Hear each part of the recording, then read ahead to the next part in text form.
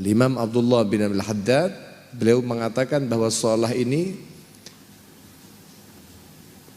salat ini kedudukannya di dalam agama sama halnya kedudukan kepala ala jami'il badan.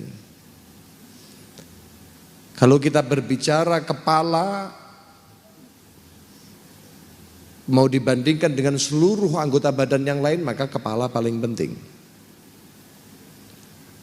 Manzilahnya atau kedudukan salat pada agama seperti manzilah atau kedudukan kepala pada seluruh anggota badan. Saya mau tanya, manusia tanpa tangan masih banyak kita temui, betul?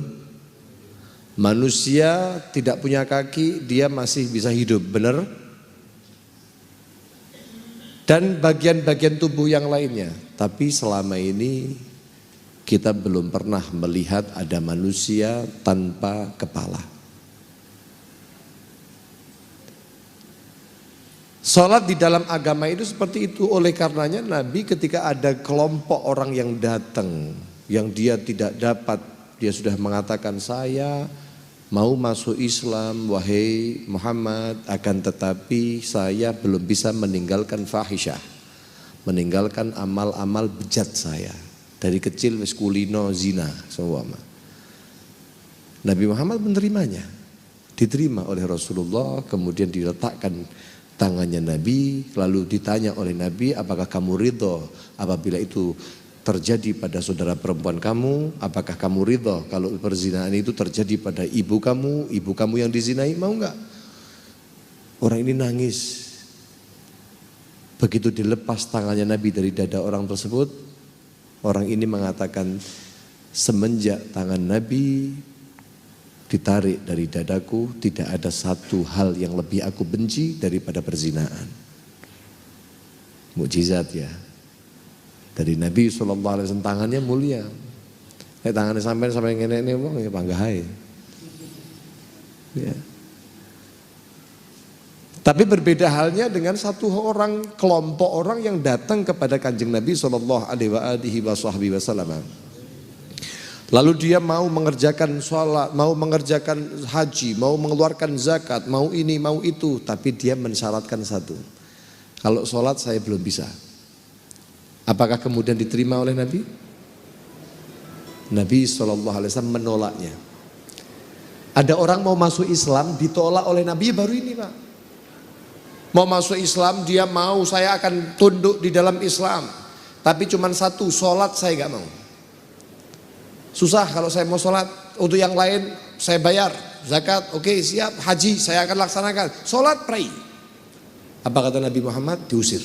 Tak. La dina la ruku'a fihi. Tidak ada agama yang tidak ada ruku' di dalamnya. Artinya apa? Ulama mengatakan faktor keduanya ini berbeda. Faktor yang pertama adalah karena nafsunya, sehingga dia tidak dapat tunduk. Ya, dia nafsunya itu kalah, mengalahkan dirinya, sehingga dia itu akhirnya beramal fahisyah atau beramal keji, perzinahan dan lain sebagainya. Itu masih bisa ya kebalu nasihat, masih bisa menerima nasihat yang gitu, masih ada bagusnya. Tapi kalau orang sudah tidak sholat, maneknya atau pencegahnya orang itu untuk sujud, untuk sholat adalah al-kibr, at-takabbur, sombong. Siapa orang yang lebih sombong daripada orang yang tidak mau sholat? Hakikat orang yang sombong itu bukan orang yang mengatakan, oh aku adalah, bukan. Orang yang paling sombong itu adalah orang yang tidak mau bersujud di hadapan Allah, padahal Allah yang menciptakan, padahal Allah yang memberikan nikmat kepadanya, padahal Allah yang telah memberikan segalanya kepada orang tersebut, lalu orang ini enggan bersujud kepada Allah Subhanahu wa taala. Maka yang tertinggi daripada tingkatan orang yang sombong adalah orang-orang yang semacam itu. Na'udzubillahi min. Mudah-mudahan Allah Subhanahu wa taala jadikan kita orang-orang yang ahli salat.